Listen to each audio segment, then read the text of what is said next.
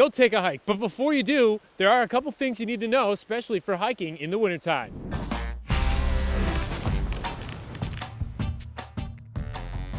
Joining me today is our morning meteorologist and avid outdoorsman himself, Neil Estano. And Neil, last year, because of COVID-19, we saw a lot of novice hikers.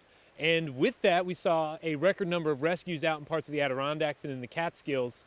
We want to avoid that, obviously, heading into the wintertime. What are some things that you need to know and be prepared for heading into a winter hike? Well, what people really need to know is what the weather's going to be. So our forecasts are very key. You want to know what you're getting into, and keep in mind that the weather might be fine at the base where we are now. You get climbing up into the mountains and it changes, and it can change a lot. So I like to be prepared for almost anything. So I start with a base layer of long underwear, no cotton. Cotton kills. Right. Cotton is rotten. So you don't want cotton next to your skin. You don't want cotton anywhere. And layering is key. Layering is key too. What about footwear? Well, I like to use these crampons that I can put onto my boots because the trails often get packed down and icy and you don't want to lose your grip. I also like to have ski poles. These are adjustable ski poles. I might have them longer when I'm going down the hill, down the mountain, and shorter when I'm going up for climbing. It gives you a lot of stability. Yeah.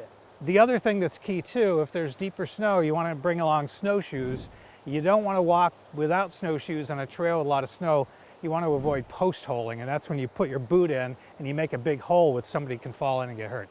Very true. Another thing we wanted to say is you want to make sure you actually know your route that you're heading on. Sometimes it might be harder to find the trail mark, and it's not that good to stay on your cell phone either because in the colder weather, as we know, the battery dries a lot faster. And you lose signal up in the woods. Too. The other thing I bring, even though you might hike starting in the morning, bring a headlamp because you never know if you get lost.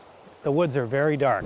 Very true. Like you said, you might want to start out earlier in the day because the sun sets earlier. You want to make sure you're down before the sun sets for us there too. Right, early in the winter, you know, sun can set at 4:30. So exactly. What about food?